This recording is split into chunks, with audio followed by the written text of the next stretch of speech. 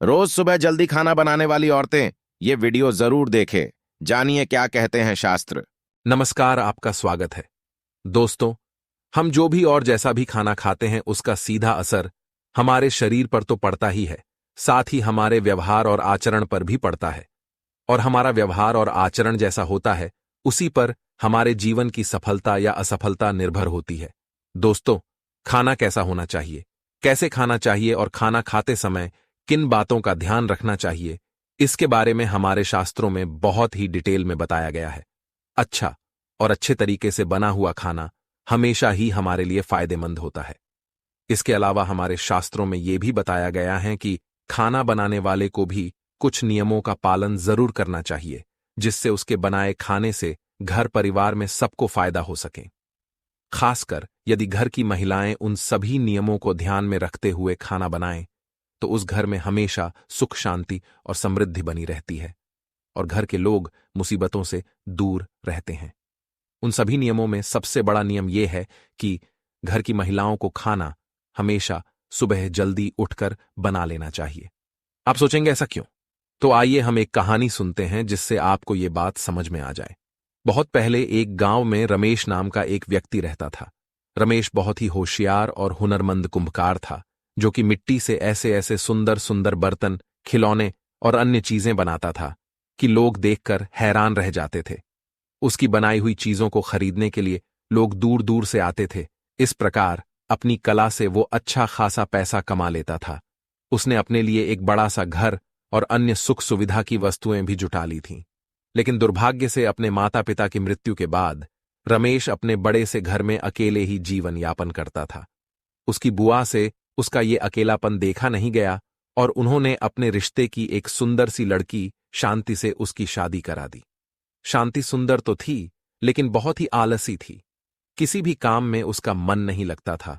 उसे नींद बहुत प्यारी थी, जबकि रमेश को भोर में उठकर नित्य कर्म निपटाकर अपना काम शुरू करने की आदत थी। शांति सुबह देर से उठती थी और थोड़े बहुत काम किए नहीं कि फिर से सो जाती थी। आलस की मारी वो शाम तक सोई ही रहती थी और फिर जैसे तैसे आलस करते हुए ही खाना बनाती थी। घर में ना तो पहले की तरह साफ सफाई थी और ना ही रमेश को समय पर अच्छा खाना मिलता था। घर में कोई बड़ा भी नहीं था जो शांति को डांटता समझाता। शादी के कुछ महीनों तक तो रमेश ने सब बर्दाश्त कर लिया, लेकिन अब उसे लगने लगा था कि इससे तो वो कुंवारा ही ठीक था। कम से कम समय पर काम पर चला जाता था, घर में सफाई रखता था और अपने हाथों से समय पर खाना बनाकर खा भी लेता था। यहां तो दोपहर होने तक खाना बनने का नाम ही नहीं होता था।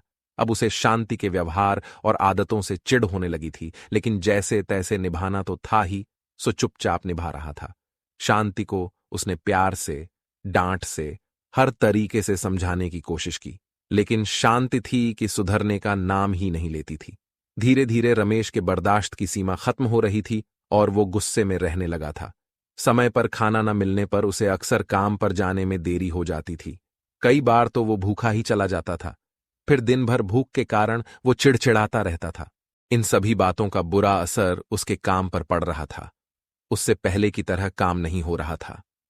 आमदनी कम होते होते इतनी कम हो गई कि उसका मुश्किल से गुजारा हो रहा था।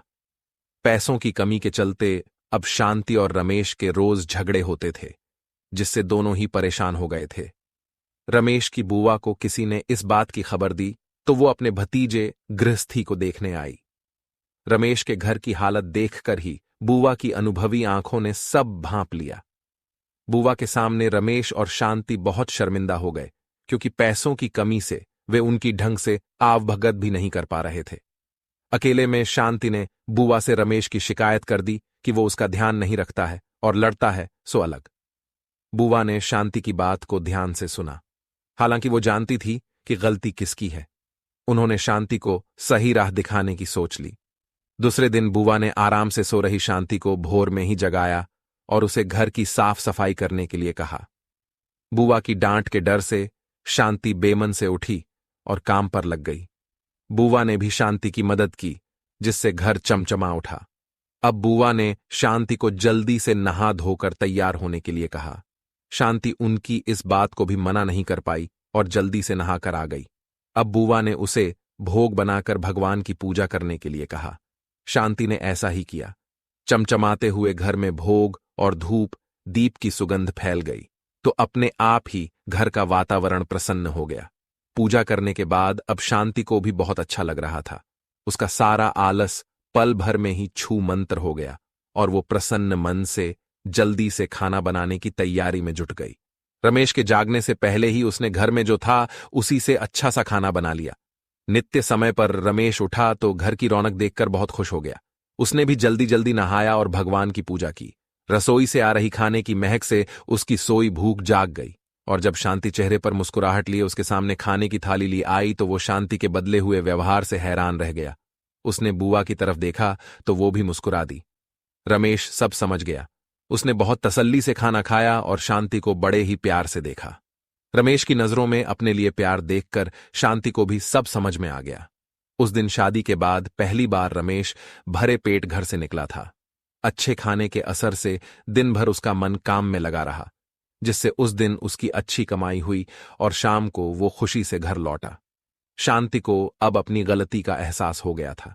अब वो जैसा बुआ बताकर गई थी वैसा ही करती थी। सुबह जल्दी उठकर खाना बनाने से रमेश कभी भी काम पर भूखा नहीं गया। समय पर खाना खाने से उसका चिड़चिड़ापन दूर हो गया और वो पहले की तरह काम पर ध्यान देने लगा। उनके घर में फिर से सुख समृद्धि लौट आई। तो देखा आपने दोस्तों कि केवल सुबह जल्दी खाना बन जाए तो उससे कितना फायदा हो सकता है। इसीलिए दोस्तों कहा जाता है कि रसोई घर में ही परिवार का भाग्य तय होता है। एक स्त्री अपने घर को कैसे रखती है, इसी पर पूरे परिवार की किस्मत टिकी हुई होती है। अगर स्त्री देर से जागती है, देर से भोजन बनाती है, तो इसका नकारात्मक प्रभाव उस घर में रहने वाले लोगों पर पड़ता है। घर की जितना स्वच्छ और सुंदर रखा जाता है, उतनी ही घर में खुशहाली बढ़ती है। इसीलिए महिलाओं को हमेशा अपने घर को स्वच्छ रखना चाहिए। भोजन हमेशा सुबह जल्दी बनाना चाहिए। देर से बनाए हुए भोजन पर अशुभ शक्तियां अपना हक जमा लेती हैं।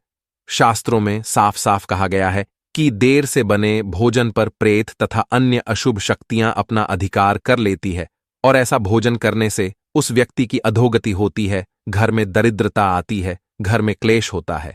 इसीलिए कहा जाता है कि जितना जल्दी रसोई घर में भोजन बनता है उतनी ही जल्दी घर की तरक्की होती है। साथ ही रसोई घर को हमेशा स्वच्छ रखना चाहिए। रसोई घर में कभी झूठे बर्तन नहीं रखने चाहिए।